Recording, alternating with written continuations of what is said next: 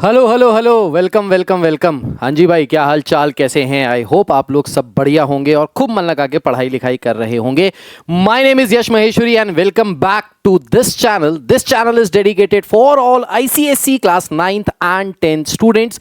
सो आज हम लोग करने वाले हैं एक ऐसा चैप्टर जिसमें बहुत सारे बच्चों को प्रॉब्लम आती है समझने में, कॉन्सेप्ट्स को समझने में, क्वेश्चंस को अप्लाई करने में। लेकिन ये चैप्टर है भाई बहुत आसान और यहां से एक क्वेश्चन आपके बोर्ड एग्जामिनेशन में, प्री बोर्ड्स में पक्का आने वाला है। The name of the chapter is measures of central tendency. ये स्टैटिस्टिक्स के अंडर में आता है। तो स्टैटिस्टिक्स का इससे पहले वाला जो पार्ट है जिसमें हम लोग बात करते हैं हिस्टोग्राम के बारे में, पिक्टोरियल रिप्रेजेंटेशन के बारे में, वो हमने ऑलरेडी कवर कर रखा है। इसके बाद अब हम लोग आ गए हैं ये वाले पर्टिकुलर चैप्टर पे। तो अगर आपने इससे पहले वाला वीडियो नहीं देखा है तो उसको पहले देख के आइए, फिर ये समझने में और ज्यादा इजी हो जाएगा, आसान हो जाएगा और आप आराम से इसको कवर अप कर सकते हैं। So without wasting any time further let's start with the class. But उससे पहले एक चीज बताना चाहूंगा कि भाई चैनल को सब्सक्राइब कर लीजिए, वीडियो को लाइक कर दीजिए अगर आपको अच्छा लग रहा है तो। प्लस हमारा एक टेलीग्राम चैनल है जिसका लिंक नीचे डिस्क्रिप्शन पे दिया है, by the name of Maheshwari classes. उस पे हम इस पर्टिकुलर चैप्टर से लेके सारे चैप्टर्स की अभ्यास शीट दे रहे हैं जिसमें आप प्रैक्टिस कर सकते हैं क्वेश्चंस को। और अगर आपने ये वीडियो पूरा देख लिया, मेरे साथ क्वेश्चन सॉल्व कर लिए और ये अभ्यास शीट्स में से क्वेश्चंस कर लिए, सो आपको कोई प्रॉब्लम, दिक्कत, परेशानी आने नहीं वाली है और बोर्ड तक के लिए आपकी तैयारी हो गई पक्की, बेहतरीन, जबरदस्त। तो चलिए शुरू करते हैं आज का ये session, measures of central tendency. तो सबसे पहले बात करते हैं अरिथमेटिक मीन क्या होता है। What is arithmetic mean? Mean का मतलब क्या होता है? ये मीन का मतलब वाला मतलबी वाला नहीं है। मीन का मतलब होता है क्या यहां पे? मीन का मतलब होता है कि अगर हमको कुछ सेट ऑफ नंबर्स दिए हुए हैं तो उनका average is known as mean. तो एवरेज जो होता है उसी को हम मीन बोलते हैं। मीन का मतलब होता है बेसिकली सेंट्रल वैल्यू। तो अगर आपको एक डेटा दिया है जिसमें बहुत सारे नंबर्स दिए हैं, बहुत सारे एलिमेंट्स दिए हैं, तो उन नंबर्स, उन एलिमेंट्स की जो सेंट्रल वैल्यू है, जो एवरेज है, that is known as mean. तो मीन का भाई एक बचपन में आपने फॉर्मूला पढ़ा है, बेसिक सा, साधारण सा, आसान सा। वो फॉर्मूला है sum of observations upon total number of observations. तो जितने भी आपको नंबर्स दिए उन सबको ऐड कर डालिए, सम निकाल लीजिए, डिवाइड कर दीजिए विद द टोटल नंबर्स जो वहां पे हैं। आपको जो भी नंबर मिलेगा यहां से वो क्या होगा? आपका मीन होगा। मीन को हम लोग जनरली रिप्रेजेंट करते हैं एक्स बार से, यानी एक्स के ऊपर अगर बार लगा दो तो ये हो गया एक्स का मीन, अगर वाई के ऊपर बार लगा दो तो ये हो गया वाई का मीन। मीन बोले तो सेंट्रल वैल्यू या फिर average. I hope this is clear to each and every one of you. आगे बढ़ते हैं। इसके बाद अरिथमेटिक मीन आता है टैब्यूलेटेड डेटा का निकालना। अब आपके इस पर्टिकुलर चैप्टर में ना अरिथमेटिक मीन निकालने के लिए है, मीडियन निकालने के लिए है, मोड निकालने के लिए है और क्वार्टाइल्स भी कंप्लीट करना है इस पर्टिकुलर चैप्टर में। तो सबसे पहले हम बात करते हैं, अगर हमको डिस्क्रीट फ्रीक्वेंसी डेटा दिया है, डिस्क्रीट फ्रीक्वेंसी डिस्ट्रीब्यूशन दिया है। डिस्क्रीट फ्रीक्वेंसी का मतलब है जहां पे आपको कुछ नंबर्स दिए हुए हैं, जैसे फॉर एग्जांपल आपको फ्रीक्वेंसी जो दी होगी, जो नंबर ऑफ एलिमेंट्स दिए होंगे वो नंबर्स के फॉर्म में दिए होंगे, और जो आपको डेटा दिया होगा वो डेटा भी आपको नंबर्स के फॉर्म में दिया होगा। वो कोई क्लास इंटरवल के फॉर्म में नहीं होगा, वो नंबर्स के फॉर्म में होगा। इसी को कहते हैं डिस्क्रीट फ्रीक्वेंसी डिस्ट्रीब्यूशन। तो जब भी हम अरिथमेटिक मीन निकालते हैं डिस्क्रीट फ्रीक्वेंसी डिस्ट्रीब्यूशन का, तो हम तीन तरीके के मेथड्स यूज कर सकते हैं। तीन मेथड्स में पहला मेथड होता है डायरेक्ट मेथड, सेकंड होता है शॉर्टकट मेथड, तीसरा होता है स्टेप डेविएशन मेथड। अब एक चीज समझने वाली है कि ये जो शॉर्टकट मेथड है ये एक्चुअली में थोड़ा सा लेंदी हो जाता है सॉल्व करने में, लेकिन यहां पे आपकी कैलकुलेशंस कम हो जाती है। सिमिलरली स्टेप डेविएशन मेथड थोड़ा सा और लंबा हो जाता है, लेकिन यहां पे कैलकुलेशंस आपकी और कम हो जाती हैं। तो अगर आपको कोई ऐसा क्वेश्चन दिया है जिसमें आपको जो डेटा दिया है वो बहुत बड़े बड़े नंबर्स है, डेसिमल में है, फ्रैक्शन में है, तो बेस्ट तरीका है स्टेप डेविएशन मेथड यूज करने का। लेस कॉम्प्लेक्स है आप शॉर्टकट मेथड यूज कीजिए, बिल्कुल कॉम्प्लेक्स नहीं है, सीधा सीधा है, आप डायरेक्ट मेथड का यूज कीजिए, आप आराम से सारे क्वेश्चंस को सॉल्व कर ले जाएंगे। ठीक है, चलिए सो सबसे पहले बात करते हैं डायरेक्ट मेथड की, और इस मेथड को हम समझेंगे यूजिंग एन एग्जाम्पल। तो यहां पे डायरेक्ट मेथड में कैसे निकालते हैं मीन, तो इसका एक सिंपल सा प्यारा प्यारा सा फॉर्मूला है, mean is sigma f x upon sigma f. Sigma का मतलब क्या होता है? समेशन। समेशन का मतलब होता है सम। सो ये जो सिग्मा है यहां पे ये डिनोट कर रहा है सम को। तो अगर हम f दैट इज फ्रीक्वेंसी को मल्टीप्लाई कर दे विद x, x का मतलब क्या है? x का मतलब है जैसे यहां पे देखो कुछ बच्चों का एज दिया है और उन एज में कितने बच्चे आ रहे हैं। तो 12 साल के एक हमारा ग्रुप है, उसमें 12 साल के 2 बच्चे हैं, 13 साल के 4 बच्चे हैं, 14 साल के 6 बच्चे हैं, 15 साल के 9 बच्चे हैं, 16 साल के 8 बच्चे हैं, 17 साल के 7 बच्चे, 18 साल के 4 बच्चे, इस तरीके से बच्चे दिए हुए हैं। कह रहा है बताइए इसका मीन क्या आएगा, what is the mean age of the particular group. तो इस पर्टिकुलर ग्रुप का मीन एज कितना है, मतलब अगर एक बीच की एज निकाली जाए तो वो बीच की एज क्या आएगी इन बच्चों की। तो अब इसको करने के 3 मेथड्स हैं, direct method, shortcut method, step deviation method. मैं एक ही क्वेश्चन से आपको तीनों मेथड समझा दूंगा और आपको ये तीनों मेथड्स बेहतरीन तरीके से समझ में आ जाएंगे, तो इसको ध्यान से देखिएगा। तो सबसे पहले इसके लिए हम क्या करते हैं, सबसे पहले इसके लिए है ना हम एक टेबल बनाते हैं। तो इसके लिए सबसे पहले हमने एक टेबल बनाया। इस टेबल में पहले कॉलम में हम ले लेंगे, सबसे पहले वाले कॉलम में हम ले लेंगे एज। तो ये जो एज है जिसका हमको मीन निकालना है, इसको ले लिया लेट्स से x के बराबर। उसके बाद नेक्स्ट कॉलम में हम ले लेंगे फ्रीक्वेंसी। फ्रीक्वेंसी मतलब नंबर ऑफ स्टूडेंट्स जो यहां पे हैं, इसको हमने ले लिया f के बराबर। ठीक है, अब यहां पे जो डेटा दिया हुआ है इस डेटा को हम इस टेबल में एक एक करके भर देते हैं। तो सबसे पहले हमको जो एज दी है वो दी है 12 ईयर्स, तो 12 ईयर्स वालों का हमने डेटा भर दिया। उसके बाद आया है 13 ईयर्स, उसके बाद आया है 14 ईयर्स, उसके बाद आया है 15 ईयर्स, उसके बाद आया है 16 ईयर्स, उसके बाद आया है 17 एंड देन 18 ईयर्स। तो यहाँ पे हमने लिखा 17 एंड देन 18, तो 18 के लिए थोड़ी सी जगह कम बची है, कोई बात नहीं, हम जगह कम कर लेते हैं, यहाँ पे आ जाएगा। और इसके बाद हमने यहाँ पे लिखा 18 ईयर्स। ठीक है, तो इस तरीके से हमने पूरे डेटा को लिख लिया इस तरीके से। अब जो इसकी फ्रीक्वेंसी है वो फ्रीक्वेंसी इसके आगे लिख लेते हैं। तो 12 साल के 2 बच्चे, 13 साल के 4 kids, 14 years 6 kids, 9 kids, 8, 7 and 4. So these are the values which we have already noted down. Now as per the formula, what does the formula say? The formula says that mean is sigma fx upon sigma f. Now what is fx? Fx means when we multiply the frequency with the age. So let's create a column for fx. तो एक fx का भी हमने column बनाया। इस fx के column में हम क्या करेंगे, इनको मल्टीप्लाई कर लेंगे, x को f से मल्टीप्लाई कर लेंगे। सो 12 इंटू 2 24 हो जाएगा, 13 इंटू 4 52 हो जाएगा, उसके बाद 14 इंटू 6 6 4 जा 24, 6 1 जा 6 84, 15 9 जा 150 135 हो जाएगा, 16 इंटू 8 6 8 जा 48 और ये हो जाएगा 128, 7 7 जा 49, 7 1 जा 7, 7 4 11, 4 8 जा 32, 4 प्लस 3 इज 72। तो यहाँ पे हमने इस तरीके से एफ एक्स वाला सारा कॉलम बना लिया। अब एफ एक्स वाला कॉलम बनाने के बाद हमको क्या करना है, एफ एक्स वाला कॉलम बनाने के बाद जो हमारा फॉर्मूला है वो फॉर्मूला क्या कह रहा है, वो फॉर्मूला कह रहा है हमको sigma f x and sigma f चाहिए। सिग्मा बोले तो समेशन, समेशन बोले तो addition. So what we can do is हम इनको फ्रीक्वेंसीज को सबको ऐड करते हैं। तो अगर इन फ्रीक्वेंसीज को सबको ऐड करें तो 4 और 2 6 6 6 12, 12 और 8 20, 20 और 9 29, 29 and 11 will give you 40। So यहां से सिग्मा एफ जो आ गया that is equals to 40, that is sum of all the frequencies is 40। Now after that we need to find f x. F x means sigma f x means sum of all the f x वाली values. तो इनका सबका सम अगर हम करेंगे तो क्या आ जाएगा, तो ये आ जाएगा, यहाँ पे इनका सम करते हैं। तो सम करने के लिए I know you don't have calculator but don't worry I have calculator. तो मैं आपको कैलकुलेट करके दिखा रहा हूँ सामने से क्या आ रहा है। सो इसको ऐड कर लेते हैं, 24 plus 52 plus 84 plus 135 plus 128 plus 119 plus 72। तो इन सबको ऐड किया, ये कितना आ गया, 614 के बराबर आ गया, राइट। अब जैसे ये 614 के बराबर आ गया हम यहां से मीन निकाल सकते हैं, दैट इज एक्स बार। तो मीन किसके बराबर होता है, sigma f x. Sigma f x क्या है, 614 upon sigma f. Sigma f बोले तो sum of all the frequencies which is 40। So 614 को जैसे ही हमने 40 से डिवाइड किया हमको मिल गया यहां से हमारा mean which is 15.35। So that means this 15.35 25 is the mean of the ages of all these students, of all these 40 students जिनके ग्रुप में से हमने निकाला है.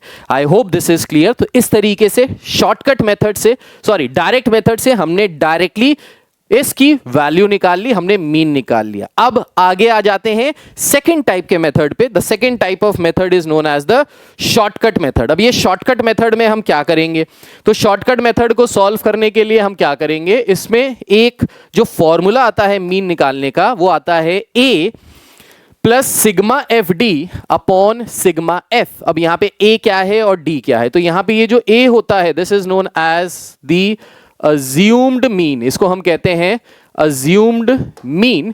और ये जो d होता है ये किसके बराबर होता है, सो ये जो d होता है इसको हम डेविएशन कहते हैं, which is basically xi minus a या फिर x माइनस a भी बोल सकते हैं.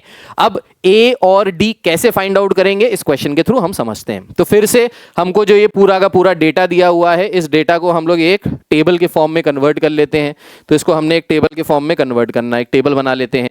तो यहाँ पे सबसे पहले हम एज लिख लेते हैं जिसको अगेन हम x से डिनोट करेंगे, राइट. इसके बाद हम इसकी फ्रीक्वेंसी लिख लेते हैं जिसको हम अगेन f से डिनोट करेंगे.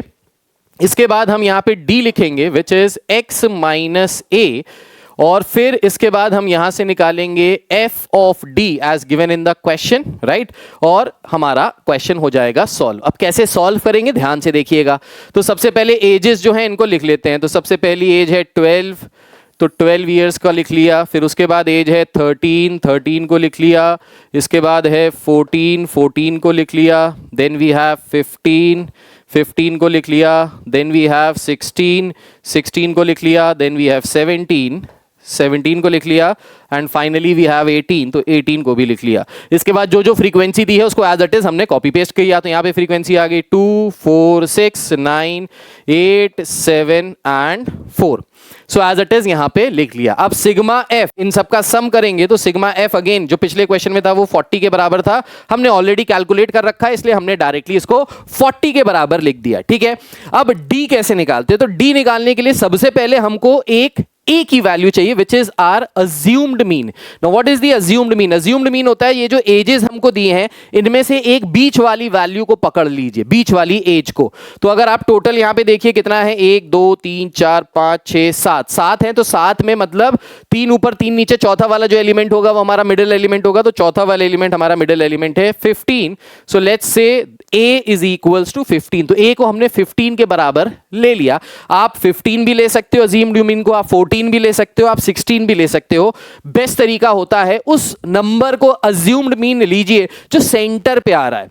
तो अगर ऑड नंबर ऑफ टर्म्स है तो प्लस 1/2 कर देंगे, आपको सेंट्रल टर्म मिल जाएगा. जैसे 9 टर्म है तो 9 + 1 करेंगे 10 हो जाएगा, 10/2 करेंगे तो 5वें टर्म को ले लीजिए अज्यूम्ड मीन. अगर आपके पास इवन नंबर ऑफ टर्म्स हैं जैसे 8 टर्म है तो आप क्या कीजिए 8 को 2 से डिवाइड कर दीजिए, 4 आ जाएगा. या तो 4th टर्म को अज्यूम्ड मीन ले लीजिए या 5th टर्म को अज्यूम्ड मीन ले लीजिए, उससे फर्क नहीं पड़ेगा, आंसर दोनों से ही बराबर आएगा, सही आएगा, झकास आएगा. ठीक. अच्छा, अब d की वैल्यू कैसे निकालें, so how to find the value of d. d is nothing but x minus a. So x is 12, 12 minus 15 will get -3, 13 minus 15 -2, 14 minus 15 -1, 15 minus 15 is 0, then 1 2 and 3. इस तरीके से आ गई d की वैल्यू. अब जैसे ही हमको d की वैल्यू मिली हम क्या करेंगे, इस फ्रीक्वेंसी को इस d से मल्टीप्लाई कर देंगे. तो फ्रीक्वेंसी को d से मल्टीप्लाई करेंगे तो ये आ जाएगा -6, ये आ जाएगा -8, ये आ जाएगा -6, ये हो गया 0, 8, 14 एंड 12. अब देखिए पिछले वाले क्वेश्चन में जब हमने डायरेक्ट मेथड लगाया था तो डायरेक्ट मेथड लगाने में ये जो fx की वैल्यू आ रही थी ये काफी बड़ी आ रही थी, जिसकी वजह से हमको मल्टीप्लाई करना पड़ रहा था, मतलब कैलकुलेशन यहां पे थोड़ी सी बढ़ गई थी. लेकिन जैसे ही हमने शॉर्टकट मेथड लगाया जो देखने में तो लंबा है लेकिन हो क्या रहा है यहां पे कि fd निकालना इजी हो गया क्योंकि यहां पे बहुत सारी वैल्यूज छोटी छोटी हो गई. अब हमको क्या निकालना है, sigma f D. Sigma f D बोले तो इन सब का सम कर देंगे. तो 6 और 6 12, 12 और 8 20, -20 आ गया। ठीक, यहां पे अगर ऐड करते हैं तो 12 + 18 इज 20, 20 - 20 कैंसिल, आंसर आ गया 14 के बराबर। सो सिग्मा एफडी की वैल्यू कितनी आ गई? 14। अगेन कैलकुलेशन कम हो गई है, नेगेटिव ने पॉजिटिव को कैंसिल कर दिया। अब आ जाते हैं मीन निकालने के लिए। तो मीन एज कैसे निकालेंगे? So mean as is assumed mean. What was our assumed mean? Our assumed mean was 15। So 15 plus sigma fd. Sigma fd कितना आ रहा है? Sigma fd is coming to be equal to 14 divided by sigma f. Sigma f कितना आ रहा है? Again sigma F आ रहा है 40 के बराबर। ठीक है, कोई दिक्कत कोई परेशानी वाली बात नहीं है। अब अगर हम यहां से एलसीएम ले लें तो 15 4 ये हो जाएगा 600 plus 14 divided by 40, this is equal to 614 by 40। देखिए यहां से भी क्या आ रहा था? 614 बाय 40 और यहां से भी क्या आ रहा है? 614 बाय 40। तो इसको अगर हम सॉल्व करेंगे तो again this will give us 15.35 as the mean. तो यहां से भी वही मीन आ रहा है जो पहले वाले मेथड से आ रहा है। मतलब जो मैं कह रहा हूं सच कह रहा हूं, सच के सिवा कुछ नहीं कह रहा हूं। So if you solve this by direct method you will get the same answer. If you solve this by shortcut method again you will get the same answer. Now if in the question it is clearly mentioned that you have to use shortcut method, then that means you have to use shortcut method. You cannot use direct or the other method. Whereas if in the question it is not mentioned any of the methods, then you can use any of the methods, either 1 2 और 3, यानी direct, shortcut या फिर step deviation, जो आपको अच्छा लगे वो आप कर सकते हैं। तो अगर क्वेश्चन में मेंशन है कि ऐसे सॉल्व करो तो ऐसे ही सॉल्व करके दिखाना पड़ेगा, right? So I hope this is clear to each and every one of you. Kindly make a note of this. और फिर इसके आगे बढ़ते हैं हम लोग थर्ड वाले स्टेप पे आ जाते हैं, थर्ड तरीके पे आ जाते हैं, which is known as step deviation method. Now what is step deviation method? Again step deviation method जो है वो आपकी कैलकुलेशन को थोड़ा सा इजी करने में काम आएगा, थोड़ा सा हेल्प करेगा आपकी कैलकुलेशन को और कम करने में। लास्ट वाले मेथड में कम हो गई थी, इस मेथड में और कम हो जाएगी। अब यहां पे इसका जो फॉर्मूला होता है that is a plus sigma f t upon f into i. अब ये t कहां से आ गया और ये a क्या है और ये i क्या है, इसको समझते हैं। सो a is again your assumed mean, जैसा कि पिछले वाले स्टेप में देखा था हम लोगों ने शॉर्टकट मेथड में, दिस वाज अज्यूम्ड मीन। तो इसको हम फिर से अज्यूम्ड मीन ही लेंगे, ठीक है। उसके बाद ये जो t है, अब इसको t बोलो या d बोलो, बात एक ही है। सो ये जो t है this is again equals to x minus a। So ये x माइनस a के बराबर होगा। और यहां पे ये जो i है ना, ये i क्या होता है? ये i होता है highest common factor HCF of x minus है, that is HCF of t।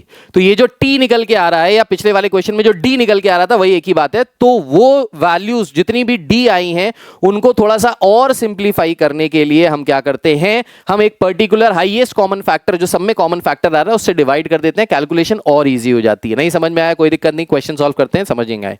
अब देखिए अगेन इसके लिए क्या करेंगे, फिर से हम एक टेबल बनाएंगे। तो यहाँ पे हमने फिर से एक लंबी सी प्यारी सी बड़ी सी टेबल बनाई, ठीक। इस टेबल में सबसे पहले हम क्या रखेंगे, सबसे पहले हम फिर से एज रख लेंगे विच इज x। उसके बाद हम यहाँ पे फ्रीक्वेंसी रख लेंगे विच इज आर f। इसके बाद हम यहाँ पे t निकाल लेंगे which is equals to x minus a। इसके बाद हम यहाँ से निकाल लेंगे यहां से हम निकाल लेंगे क्या, यहां से हम निकाल लेंगे गे ओके। ये जो t है ये x माइनस a के बराबर नहीं है, I take my words back, थोड़ा सा पीछे जाते हैं। ये जो t है ये t नहीं है एक्चुअली में, तो इसको हम क्या करते हैं, यहाँ पे इसको हम d ले लेते हैं which is again equals to x minus a।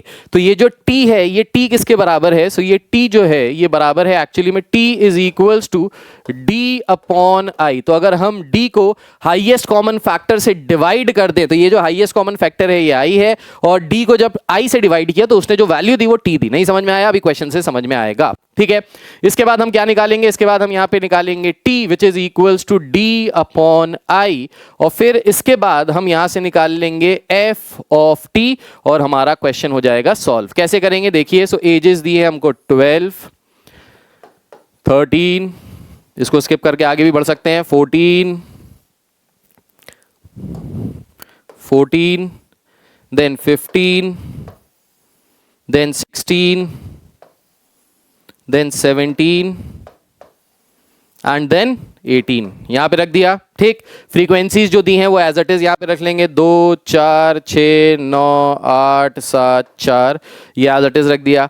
D की वैल्यू फिर से हमने अज्यूम्ड मीन ले लिया 15 को, तो अगर अज्यूम्ड मीन हमारा 15 है तो डी की वैल्यू आ जाएगी 15 minus 12 minus 15 minus 3 minus 2 minus 1 0 1 2 and 3, ये आ गया। अब टी किसके बराबर होता है? ये होता है डी अपॉन आई। अब देखिए यहाँ पे आई जो है वो कोई बहुत ऐसी वैल्यू नहीं दिखा रहा। अब ये देखिए जितने भी ये नंबर्स हैं इसमें हाईएस्ट कॉमन फैक्टर क्या है? इसमें हाईएस्ट कॉमन फैक्टर 1 ही है।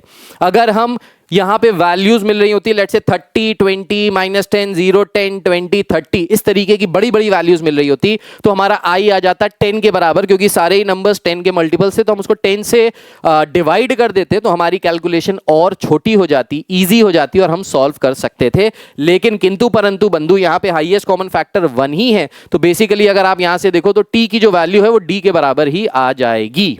ठीक है, अभी हम इसको क्वेश्चन को दूसरी तरीके से भी अभी करेंगे जहां पे हम इसकी वैल्यू निकालेंगे बड़े वाले क्वेश्चंस को। तो t हो जाएगा d अपॉन आई। आई की वैल्यू हमारे पास यहाँ पे 1 आ गई है, तो अगर 1 आ गई है तो ये -3 -2 -1 0 1 2 3 आ जाएगा। फिर मल्टीप्लाई करेंगे f को t से, तो ये आ जाएगा -6 -8 -6 0 8 14 एंड 12।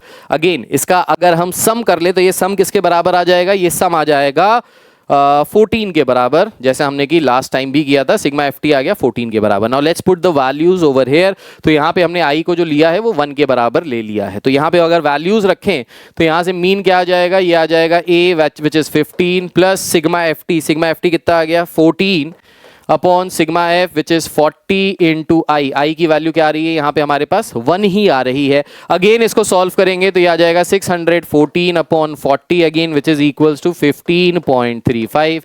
सो जो मैं कह रहा हूँ सच कह रहा हूँ, सच के सिवा कुछ नहीं कह रहा हूँ। मतलब तीनों ही मेथड से आप किसी भी मेथड से सॉल्व कीजिए क्वेश्चन को, you will get always the same answer.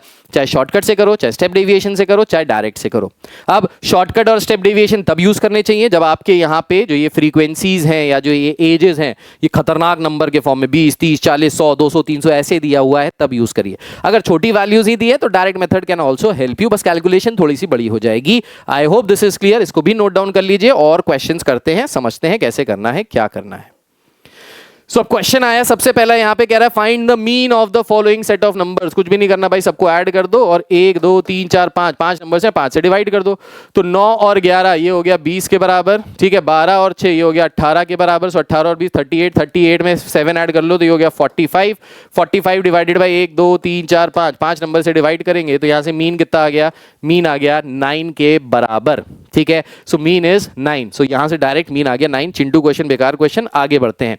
कह रहा है find the mean of natural numbers from 3 to 12। 3 से लेके 12 तक नेचुरल नंबर्स का मीन निकालिए। तो 3 4 5 6 7 8 9 10 11 एंड 12, इन सब का मीन निकालना है। तो इन सब का मीन कैसे निकलेगा भाई? सो इन सब का मीन निकालने के लिए टोटल नंबर्स यहाँ पे कितने हैं? 1 2 3 4 5 6 7 8 9 10 नंबर हैं टोटल, राइट।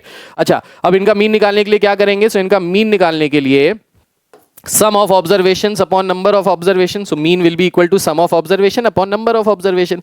अब यहाँ पे अगर हम थोड़ा सा टेक्निकल दिमाग लगाए, मैथमेटिकल वाला दिमाग लगाए, तो ये बेसिकली क्या है? ये एक एपी दिया हुआ है। तो जिन बच्चों ने एपी पढ़ा हुआ है उनको समझ में आ जाएगा कि ये कैसे हो रहा है। सो एपी में क्या होता है? सम ऑफ एपी निकाल लें यहाँ से। तो सम ऑफ एपी अगर हम यहाँ से निकालें तो नंबर ऑफ टर्म्स है 10, सो ये हो गया n/2 a प्लस एल। ए बोले तो फर्स्ट टर्म, एल बोले तो लास्ट टर्म। सो 3 + 12, तो हमने एपी का यूज करके जल्दी से कैलकुलेशन अपनी हल्की कर ली और आसान कर ली। तो ये 5 टाइम्स हो गया, ठीक है। 3 + 12 इज 15, 15 इंटू 5 इज 75। तो यहाँ पे सम आ गया 75 के बराबर, divided by number of terms कितने हैं? सो नंबर ऑफ टर्म्स हैं 10, तो 10 से डिवाइड कर देंगे। So the final answer is 7.5। So 7.5 is the mean of the given data. So I again hope this is clear to each and every one of you. तो जहां जहां पे जो जो मैथमेटिकल टूल्स लग सकते हैं जिससे हमारी कैलकुलेशन ईजी हो जाए, फास्ट हो जाए, वो वहां पे लगा दो, बिना डरे बिना परेशान हुए। Let's move on to the next question. कह रहा है अगर इन सब का मीन 10 के बराबर है, सॉरी 8 के बराबर है, तो बताइए a की वैल्यू क्या आएगी। अगेन बेकार क्वेश्चन, आसान क्वेश्चन। तो इन सबको अगर सम करेंगे तो 6 + 4 is 10, 7 + 10 is 17, so 17 + 10 is 27 plus a divided by terms कितने हैं 1 2 3 4 5 and this is equals to 8। ये किसके बराबर है, ये मीन जो है ये 8 के बराबर है। फॉर्मूले में अप्लाई किया, इसको क्रॉस मल्टीप्लाई किया, सो a की वैल्यू आ जाएगी 40 - 27 which is equals to 13। So the value of a over here is 13। Direct answer. बेकार क्वेश्चन, इस तरीके का क्वेश्चन वैसे आएगा नहीं, एक नंबर में आपसे एमसीक्यू के फॉर्मेट में पूछा जा सकता है। ठीक है, आते हैं नेक्स्ट क्वेश्चन पे। नेक्स्ट क्वेश्चन क्या कह रहा है, नेक्स्ट क्वेश्चन कह रहा है the following table gives the heights of plants in centimeters. If the mean height of plant is 60.95 centimeter, find the value of f. तो हमको यहाँ पे f की वैल्यू नहीं पता, मीन पता है which is equals to 60.95 कह रहा है। बताइए what is the value of f। अब यहाँ पे अगर आप फ्रीक्वेंसीज देखिए, नंबर ऑफ प्लांट्स देखिए, तो ये number of plant single digit में ही है ज्यादातर, बस एक ही है डबल डिजिट में और वो भी 10 है। तो इसलिए हमको यहाँ पे ज्यादा टेंशन लेने की जरूरत नहीं है, डायरेक्ट मेथड लगा के इजीली इसको सॉल्व किया जा सकता है। तो अगर हम मीन निकालने का डायरेक्ट मेथड लगाते हैं तो डायरेक्ट मेथड से क्या आ जाएगा यहां से, सो डायरेक्ट मेथड में हम सबसे पहले क्या करेंगे, सबसे पहले एक टेबल बना लेते हैं। सो सबसे पहले भाई हमने टेबल बना ली, ठीक। इस टेबल में क्या रख लिया, सबसे पहले हाइट रख ली जो हमारी प्लांट्स की हाइट है, और इसको हमने मान लिया लेट्स से x के बराबर। उसके बाद हमने फ्रीक्वेंसी रख ली या नंबर ऑफ प्लांट्स रख लिए which is equals to f, और उसके बाद हमारे पास एक और कॉलम बचता है विच इज fx। तो इसको यहां पे निकाल लेते हैं। तो सबसे पहले हाइट क्या क्या दी है, सो हाइट दी है हमको 50, उसके बाद दिया है 55, उसके बाद दिया है 58, उसके बाद दिया है 60, देन 65, देन 70 एंड 71। ठीक है, सो ये सारा डेटा हमको जो दिया था हमने इस तरीके से ही डाल दिया यहाँ पे एज इट इज। अब फ्रीक्वेंसी क्या क्या दी है, फ्रीक्वेंसी दी है 2 4 10 f 5 4 एंड 3, राइट। अभी क्या करना है, f को x से मल्टीप्लाई करना है ताकि हमको fx मिल जाए। तो fx निकालने के लिए f को x से मल्टीप्लाई करेंगे तो ये हो जाएगा 100 के बराबर, 4 5 20, तो ये हो जाएगा 220 के बराबर, ये हो जाएगा 580 के बराबर, this will B 60 times f, ये हो जाएगा 5 5 25, 3 25, 4 7 28, 3 1 3, 7 3 21, तो ये आ गया टोटल fx। अब मीन का फॉर्मूला क्या होता है, सो अगेन मीन का formula is sigma fx upon sigma f। तो सिग्मा f सबसे पहले निकालना है, मतलब इन फ्रीक्वेंसीज का सम निकालना है। तो 2 + 4 is 6, 6 + 10 is 16, 16 + 9 is 25, 25 + 3 is 28, so this is 28 + f। तो यहां से क्या आ गया, ये आ गया 28 + f के बराबर। इसके बाद fx, इनको अगर सम करना है तो इनको सम कर लेते हैं। अगेन मेरे पास कैलकुलेटर है, मैं कैलकुलेटर यूज करता हूं, आपको बेसिक कैलकुलेशन करनी ही पड़ेगी। सो अगर इनको ऐड किया जाए सो this will B 220 + 100 that is 320 + 580 + 325 + 280 + 213, कितना आ गया 1718 + 60f, तो ये आ गया 1718 + 60f। ठीक है, तो भाई आपको पता है बचपन में आपने पढ़ा है लाइक टर्म्स को ही ऐड किया जा सकता है साथ साथ 60f, बाकी नंबर से मैच नहीं हो रहा है, लाइक टर्म नहीं है तो इसको ऐड नहीं कर सकते, अलग से ही लिखना पड़ेगा। ठीक है, तो अच्छा अब यहाँ पे वैल्यू डाल देते हैं, तो ये आ गया 1718 + 60 times of f total upon 28 + f and this is equals to क्या है हमारा 60.95, this is the given mean. तो हमने इस फॉर्मूले में रखना है, इस फॉर्मूले को सॉल्व करके f की वैल्यू निकाल लेनी है। यहां से f की जो भी वैल्यू आएगी will be the correct answer. तो हम इसको क्रॉस मल्टीप्लाई कराएंगे और इसको यहां से सॉल्व कर लेंगे और हमको f की वैल्यू पता चल जाएगी। तो अगर हम इसको क्रॉस मल्टीप्लाई कराएं यहां से, तो ये आ जाएगा 1718 + 60f is equals to 60.95 into 28। अगर हम करेंगे यहां से, मैं मल्टीप्लाई करके दिखा रहा हूं, 60.95 इंटू 28, तो ये आ गया कुछ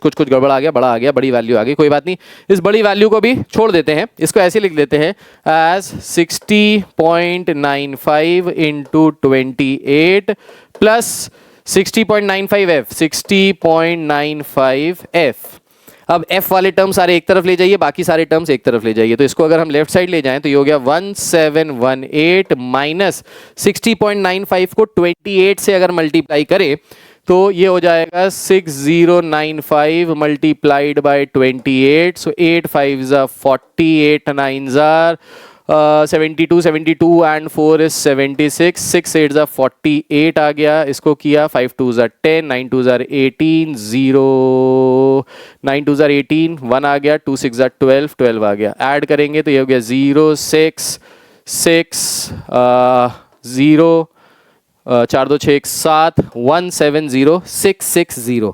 सो ये आ गया 170660। अब दो नंबर से पहले यहाँ पे डेसिमल रखा था तो दो नंबर से पहले यहाँ डेसिमल लगा देंगे। तो ये हो गया 1706.60। So this is 1706.60 is equals to, यहाँ पे क्या बचेगा, यहाँ पे हमारे पास बचेगा इसको इधर ले आए थे, यहाँ पे बचेगा 60f, माइनस में हो जाएगा। सो 60.95 माइनस 60 तो ये आ जाएगा 0.95f, 0.95f।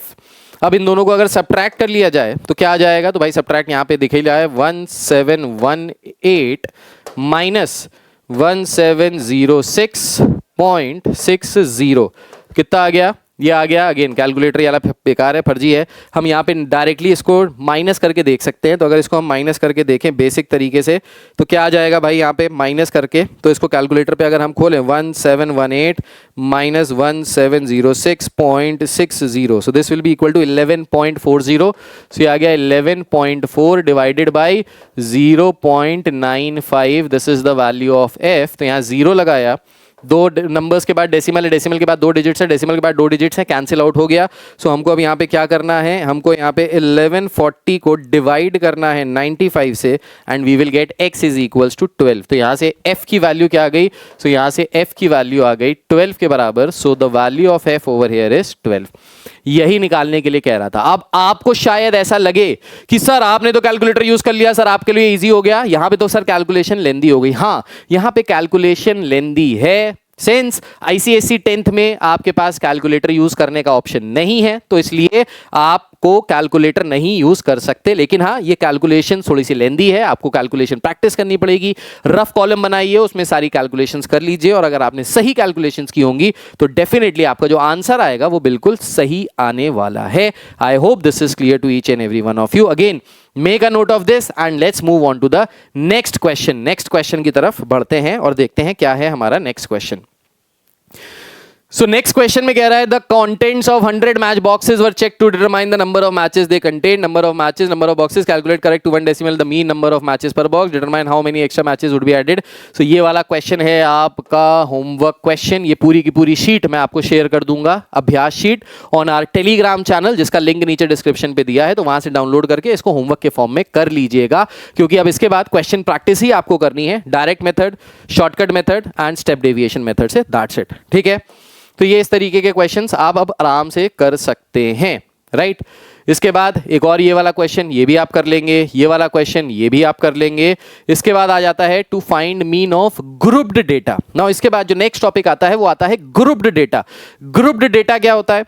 ग्रुप्ड डेटा का मतलब होता है कि अगर आपका डेटा क्लास इंटरवल के फॉर्म में दिया है, जैसे अभी तक जो जो एक्स की वैल्यूज थी वो नंबर के फॉर्म में दी थी, अब अगर आपका जो डेटा है वो आपको ग्रुप्ड डेटा दे रहा है, मतलब जो x की वैल्यू है वो एक क्लास इंटरवल में राई कर रही है, 10 से 15, 15 से 20, 20 से 25, इस तरीके से, तो उसको हम कहते हैं ग्रुप्ड डेटा। तो अगेन ग्रुप्ड डेटा को सॉल्व करने के वही तीन सेम तरीके, direct method, shortcut method and step deviation method. अब मैं ये तीनों मेथड फिर से आपको करके दिखा रहा हूं एक ही क्वेश्चन से, ताकि आपको ये तीनों मेथड्स अच्छे से क्लियर हो जाए। तो इसके बाद मैं क्वेश्चन से आपको समझाता हूं कि किस तरीके से डायरेक्ट मेथड के थ्रू इस पर्टिकुलर क्वेश्चन को सॉल्व किया जा सकता है। तो सबसे पहले हम यहाँ पे देखिए पूरी एक टेबल बनाएंगे। इस टेबल में सबसे पहले क्या लिख लेंगे, सबसे पहले हमने यहाँ पे लिख लिए मार्क्स।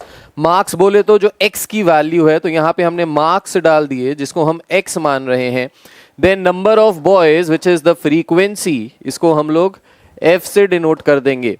फिर ये जो वैल्यूज हैं ये यहाँ पे रख देंगे। अब देखिए मार्क्स निकालने के लिए कैसे करना पड़ेगा, तो क्योंकि यहाँ पे क्लास इंटरवल दिया हुआ है तो सबसे पहले हम क्या करेंगे, x की वैल्यू निकालने के लिए upper limit plus lower limit upon 2 करके सारी ही क्लास इंटरवल्स के मिड पॉइंट निकाल लेंगे। ठीक है, क्या निकाल लेंगे? Mid point. 30 और 40 का मिड पॉइंट आ जाएगा 35, फिर आ जाएगा 45, फिर आ जाएगा 55, फिर आ जाएगा 65, देन 75, देन 85, कहां तक जा रहा है? 95 तक। So last one is 95। ठीक है, अब नंबर ऑफ बॉयज, जो फ्रीक्वेंसी दी हुई है वो भी एज इट इज लिख लेते हैं। So this is 10, 12, 14, 12, 9, 7 and 6, right. अब हमको क्या करना है? f पता चल गया, x पता चल गया। डायरेक्ट मेथड का फॉर्मूला होता है मीन का sigma f x upon sigma F. तो इन सबको मल्टीप्लाई करना पड़ेगा। तो अगर हम यहाँ पे एफ एक्स का एक अलग से कॉलम बना लेते हैं तो इस कॉलम में आ जाएगा 350। ठीक है, 45 इंटू 12। अब ये सारी चीज़ें मैं मल्टीप्लाई करके जल्दी जल्दी आपको यहाँ पे बता देता हूँ, आप लोग मल्टीप्लाई कर सकते हैं ये सारी बेसिक चीज़ें। ठीक है, सो 45 इंटू 12 करना है हमको, 45 into 12, so this is equals to 540। Then 55 into 14 करेंगे तो ये आ जाएगा 770। 65 इंटू 12 करेंगे तो ये आ जाएगा 780। Then 75 times 9, this will be 675. 85 times 7, this will be equal to 595. And 95 times 6, this will be equal to 570, right. अच्छा, अब इसके बाद यहां से हम क्या कर सकते हैं? सिग्मा एफ निकाल सकते हैं, यानी फ्रीक्वेंसीज को ऐड कर देंगे तो सिग्मा एफ निकलेगा। सिमिलरली सिग्मा एफ एक्स निकाल सकते हैं अगर इन सबको हम यहाँ पे आपस में ऐड कर दें तो सिग्मा एफ एक्स इसके बराबर आ जाएगा 570 plus 595 plus 675 plus 780 plus 770 plus 540 plus 350। कितना आ गया ये? सो ये आ गया 4280। अब सारी फ्रीक्वेंसीज को अगर हम यहाँ पे ऐड कर दें तो ये हो गया 10 plus 12 plus 14 plus 12 plus 9 plus 7 plus 6, this is equals to 70। तो यहाँ से सिग्मा एफ आ गया किसके बराबर? 70 के बराबर। अब अगर हम लोग डायरेक्ट मेथड से करें तो डायरेक्टली हम फॉर्मूला लगा देंगे। सो यहाँ पे सिग्मा एफ एक्स की वैल्यू कितनी आ गई? 4280 डिवाइडेड बाई 70। तो 4280 को अगर अपन 70 से डिवाइड कर दें तो यहाँ पे हमारा मीन कितना आ जाएगा? सो ये आ जाएगा 61.14। This is the mean for the given data. अब ये हमने किया कैसे? डायरेक्ट मेथड से। इसके बाद हम लोग क्या करेंगे? इसके बाद हम आ जाते हैं दूसरे मेथड पे, which is known as the shortcut method. तो शॉर्टकट मेथड के लिए हम क्या करते हैं? शॉर्टकट मेथड में यहीं पे करके आपको सॉल्व करके दिखा देता हूं। सो शॉर्टकट मेथड में हम एक अज्यूम्ड मीन लेते हैं। सो लेट्स से हमने अज्यूम्ड मीन यहां पे ले लिया 65 को। ठीक है, तो सबसे पहले हमको d निकालना पड़ेगा। d किसके बराबर होता है? तो d बराबर होता है x माइनस a के, x माइनस दी अज्यूम्ड मीन। तो x की वैल्यू है 35, 35 माइनस 65 करेंगे तो कितना आ जाएगा? ये आ जाएगा 30, फिर आ जाएगा 20, फिर आ जाएगा 10, फिर आ जाएगा 0, फिर आ जाएगा, ये सब आ जाएगा माइनस में, फिर यहाँ से आ जाएगा 10 एंड 20 एंड 30। ये आ गया पूरा d। अब d निकालने के बाद हम क्या निकाल सकते हैं? यहां से हम निकाल लेंगे यहां से f of d। So f of d अगर हम यहां से निकालते हैं तो f ऑफ d किसके बराबर आ जाएगा? सो f हो गया हमारी फ्रीक्वेंसी, d हो गया जो ये हमारा दिया है, इसको मल्टीप्लाई कर लेंगे तो ये हो गया माइनस का 300 माइनस का 240 माइनस का 140 then 0 then 90 then 140 and then 6 3s are 18, that is 180। अब इन सब का सम कर देंगे तो हमको क्या मिल जाएगा? सिग्मा एफ डी मिल जाएगा, सिग्मा एफ डी। अब सिग्मा एफ डी निकालने के लिए अगेन हम सबको ऐड कर देते हैं। तो यहां से हो गया माइनस का 300 देन माइनस का 240 देन माइनस का 140 प्लस 140 प्लस 90 प्लस 180। कितना आ गया ये? सो दिस इज माइनस 270। तो ये आ गया माइनस का 270, राइट। अच्छा, अब हमारा फॉर्मूला क्या होता है मीन के लिए एज पर शॉर्टकट मेथड? तो शॉर्टकट मेथड के हिसाब से जो हमारा मीन का फॉर्मूला होता है, सो मीन बराबर होता है a plus sigma f d upon sigma F. Assumed mean है हमारा यहाँ पे 65 प्लस सिग्मा एफ डी कितना आ गया? माइनस 270। तो यहाँ पे हमने लिखा -270 अपॉन सिग्मा एफ किसके बराबर था, सिग्मा एफ 70 के बराबर था। अब इसको यहाँ पे अगर अपन डिवाइड कर देंगे तो डिवाइड करके यहाँ से क्या आ जाएगा, सो ये आ जाएगा 270 divided by 70 that is equals to 3.85। So 65 में से 3.85 माइनस करें, 65 माइनस 3.85 तो कितना आ गया 61.15। तो 61.15 के बराबर आ गया। अब ये दोनों वैल्यूज अगर आप चेक कर लीजिए तो ये दोनों वैल्यूज अप्रॉक्सीमेटली ऑलमोस्ट बराबर ही आ रही हैं, राइट। अच्छा जी, तो ये हो गया हमारा शॉर्टकट मेथड के थ्रू आंसर सेम आ रहा है। अब अगर इसी को हमको करना होता स्टेप डेविएशन मेथड के थ्रू तो कैसे करते, तो स्टेप डेविएशन मेथड में हम ये जो सिग्मा एफ डी निकाला है ये ना निकालते, हम इसके बाद डी निकालने के बाद क्या निकालते, टी निकालते। तो अब ये टी कैसे आता है यहाँ पे ध्यान से देखिएगा। सो टी आ जाता है डी अपॉन आई। आई बोले तो वो कॉमन फैक्टर जो इन सबको डिवाइड कर रहा है, हाईएस्ट कॉमन फैक्टर। तो ये सारे ही अगर आप ध्यान से देखिए 10 के मल्टीपल्स हैं, तो अगर हम इन सबको 10 से डिवाइड कर दे, if we take the value of i as 10, तो अगर इस सबको 10 से डिवाइड कर दे तो ये हो जाएगा क्या, ये हो जाएगा -3 -2 -1 0 1 2 एंड 3, ये आ जाएगा, राइट।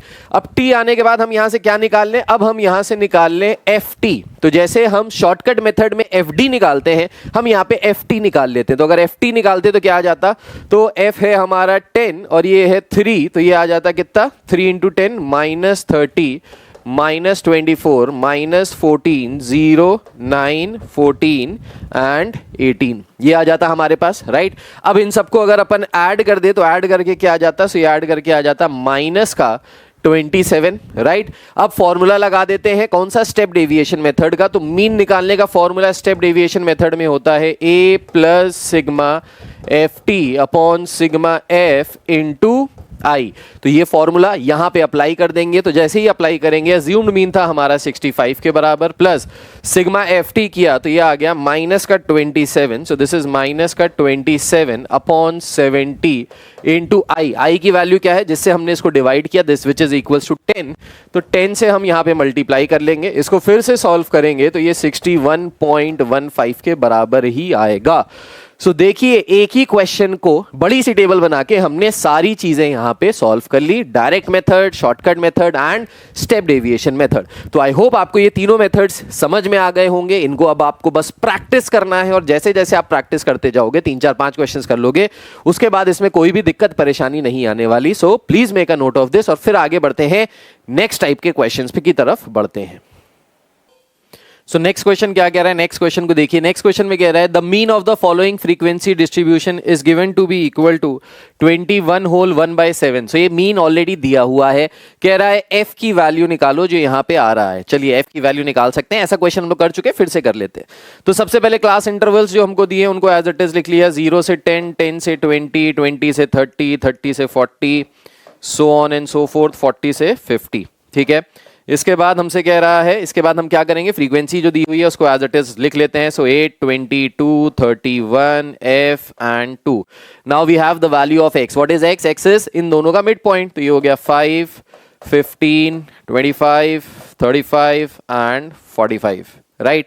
अच्छा, अब निकालते हैं क्या, fx। तो fx निकालने के लिए हमको क्या करना पड़ेगा, fx निकालने के लिए हमको यहां से इन दोनों को आपस में मल्टीप्लाई करना पड़ेगा। सो 8 5 40 आ गया, 22 इंटू 15 करेंगे तो कितना आ जाएगा भाई, so 22 into 15 this is equal to 330, then 31 into 25 करेंगे तो ये आ गया 775, then we have 35 times f, then we have 90, ठीक है। अब इस क्वेश्चन को कैसे सॉल्व करते हैं, तो ऐसे क्वेश्चंस को सॉल्व करने के लिए हम यहाँ पे क्या करते हैं, हम यहाँ पे sigma f x upon sigma F वाला फॉर्मूला लगा सकते हैं। तो अगर sigma f x upon sigma F वाला फॉर्मूला लगाते हैं तो क्या हो जाएगा भाई, सिग्मा एफ एक्स मतलब इन सब का सम और सिग्मा एफ इन सब का सम। तो 8 + 22 is 30, 30 + 30 60, 60 + 3 is 63, so this is 63 plus F. और अगर हम इसको सबको ऐड करते हैं तो ऐड करके क्या आ जाएगा, 775 plus 90 plus 330 plus 40, so this is 1235 plus 35 times of f। तो यहाँ से सिग्मा एफ एक्स भी आ गया. Now let's put the formula. So x bar is sigma f x upon sigma f. X bar दिया है 7 1 7 7 2 14 147 148 148 upon 7 is equals to sigma f x कितना आ गया 1235 plus 35f 1235 plus 35 times of f upon sigma f कितना आ गया. So this is 63 plus f. अब f की वैल्यू निकालनी है तो हम इसको क्रॉस मल्टीप्लाई करके फर्दर सॉल्व कर लेते हैं. सो ये हो जाएगा 148 into 63 148 into 63 that will be equal to 9324 plus 148f is equals to 1235 into 7. So 1235 into 7 अगर करेंगे so this is 8645. So this is 8645 plus 35 times 7 अगर हम करेंगे so this is 245. So 245 times f. तो हमने क्रॉस मल्टीप्लाई करा के इसकी वैल्यू यहाँ पे निकाल ली. अब क्या करते हैं 8645 को उधर ले आते हैं 148 को उधर ले जाते हैं. So this is 9324 minus 8645 is equals to 245 minus 148f. Right. अब इन दोनों को सब्ट्रैक्ट कर लेते हैं यहाँ से. तो 9324 माइनस 8645 अगर करेंगे सो दिस इज 679. f 245 माइनस 148 कर लेते हैं. 245 माइनस 148 सो दिस इज 97. ये 97 नीचे चला जाएगा. सो 679 डिवाइडेड बाय 97 अगर हम करेंगे तो ये 7 के बराबर आ गया. This is 7 times. So frequency कितनी आ गई. फ्रीक्वेंसी आ गई 7 के बराबर. तो हमसे यहाँ पे क्या पूछ रहा था इस क्वेश्चन में. हमसे यही पूछ रहा था कि what is the value of f. तो f की वैल्यू यहाँ से क्या आ गई 7 के बराबर. So this is how we will solve this. अगर आप इसको चाहते तो आप इसको शॉर्टकट मेथड या स्टेप डेविएशन से भी कर सकते थे. तो ये जो कैलकुलेशन इतनी लंबी चौड़ी दिख रही है थोड़ी सी छोटी हो जाती, इजी हो जाती. That's it. बाकी कोई भी फर्क नहीं पड़ता.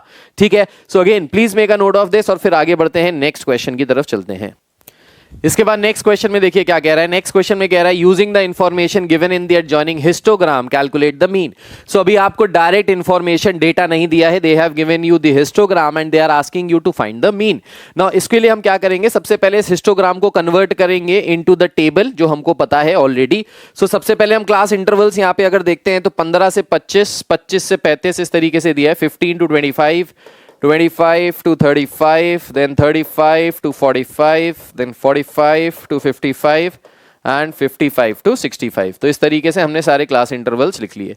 फ्रीक्वेंसी दी हुई है. सो 15 से 25 10 पे आ रहा है. So the frequency is 10. फिर ये आ रहा है 20 पे. So this is 20.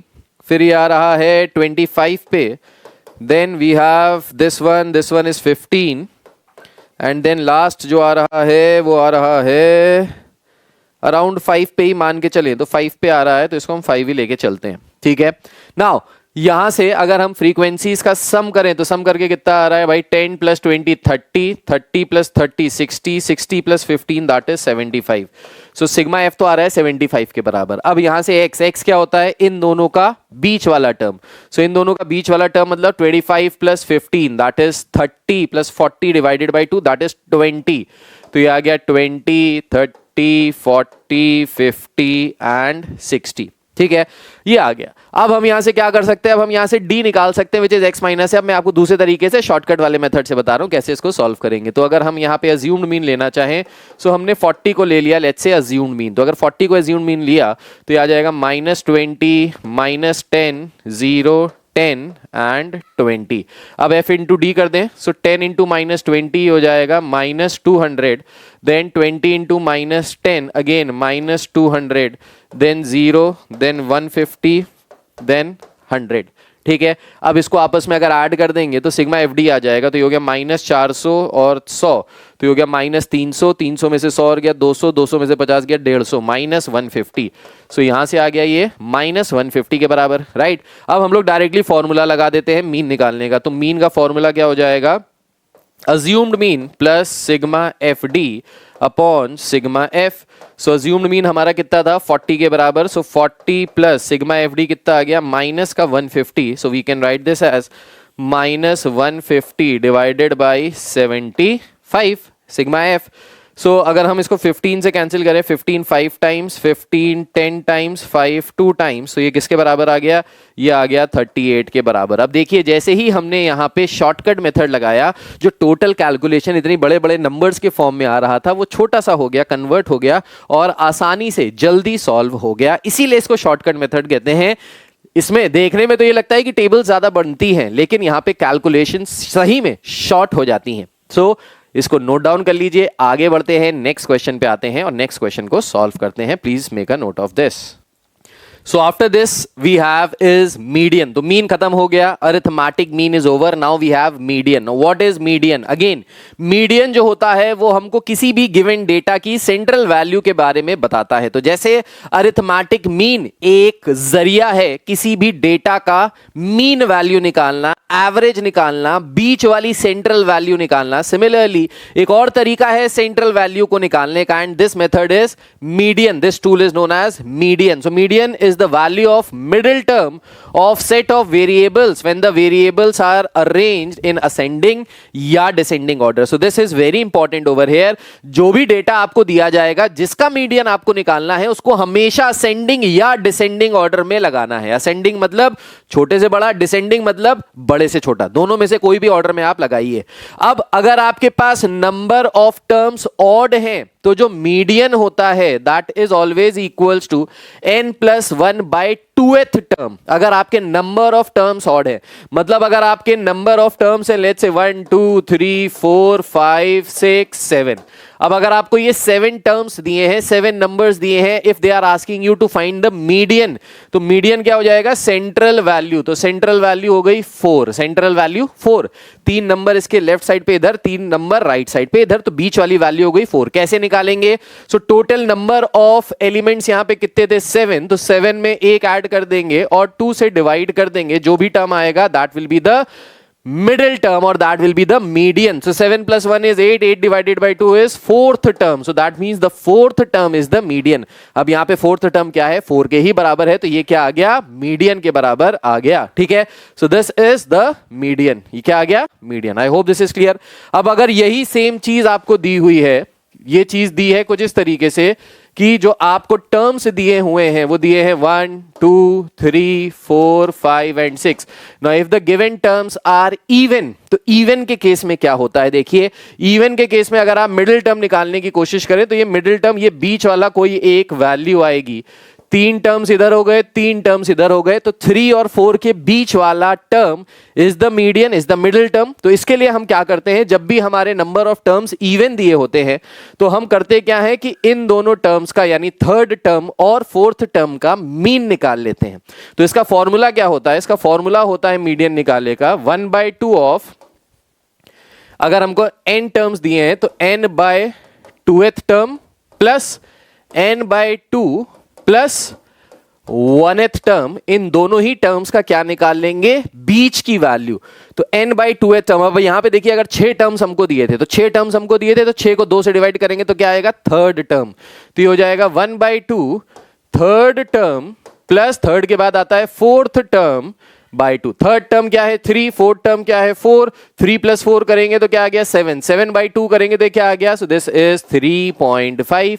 तो जाहिर सी बात है आपको दिखाई भी दे रहा है कि 3 और 4 के बीच वाला जो टर्म होगा दैट विल बी 3.5। अब अगर आप 3.5 के लेफ्ट साइड में देखें तो 3 टर्म्स, राइट साइड में देखें तो 3 terms. So this is the formula जो हम लोग यूज करते हैं मीडियन निकालने के लिए। क्वेश्चंस देखते हैं और इससे आपको अच्छे से समझ में आ जाएगा कि मीडियन कैसे निकालेंगे। जैसे यहां पे कह रहा है फाइंड द मीडियन, तो सबसे पहले क्या करेंगे? इनको असेंडिंग या डिसेंडिंग ऑर्डर में अरेंज कर लेते हैं। तो इनको अगर असेंडिंग में अरेंज कर ले, छोटे से बड़ा, सो 3 4 7 8 एंड 10, कितने टर्म्स हो गए टोटल? तो टोटल 1 2 3 4 5 टर्म्स आ रहे हैं। ठीक है, तो मीडियन क्या आ जाएगा? So when the number of terms are odd, तो मीडियन होता है n+1/2th term, right. Total terms है 5 + 1 करेंगे 6, 6/2 करेंगे, ये हमारा टर्म आ जाएगा, यानी third term is the median. अब यहाँ पे थर्ड टर्म क्या है? First term, second term, third term, so third term is 7। So median आ गया हमारा किसके बराबर?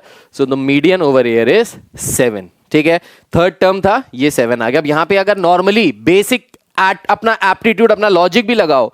तो ये मिडिल टर्म है, इसके दाएं पे 2, इसके बाएं पे 2, तो इसलिए ये मिडिल टर्म हो गया। This is how you need to solve the questions.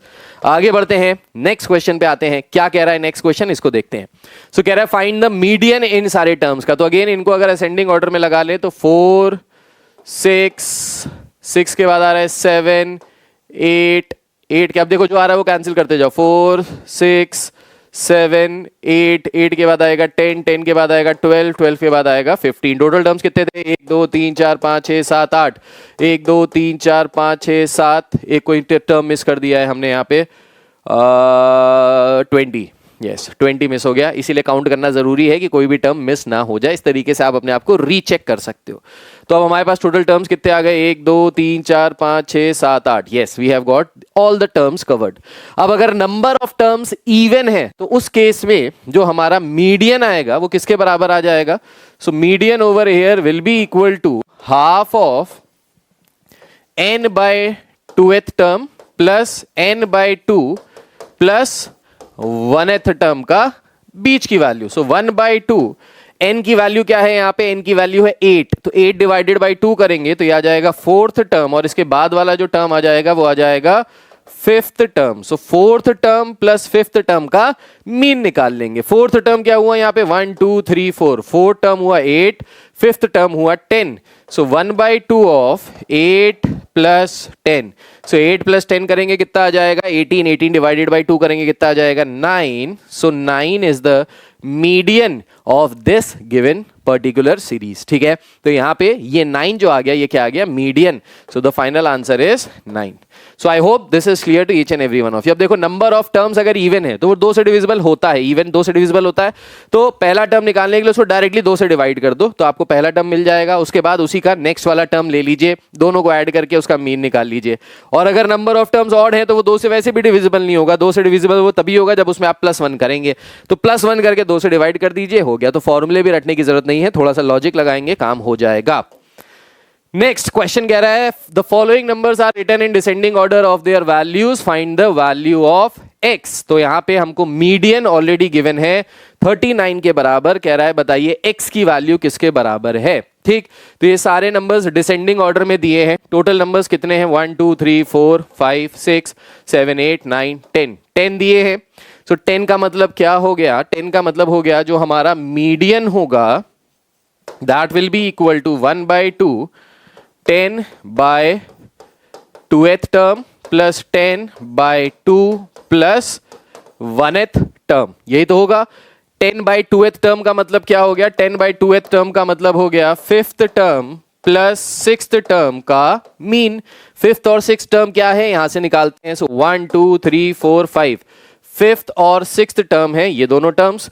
तो इन दोनों का अगर मीन निकाले, मीन निकाले तो 1 by 2 x minus 8 plus x minus 11 and this is actually given to be equal to 39। ये किसके बराबर दिया है? 39 के बराबर दिया है। इसको सॉल्व कर लेते हैं, 2 से मल्टीप्लाई कर लेंगे इधर।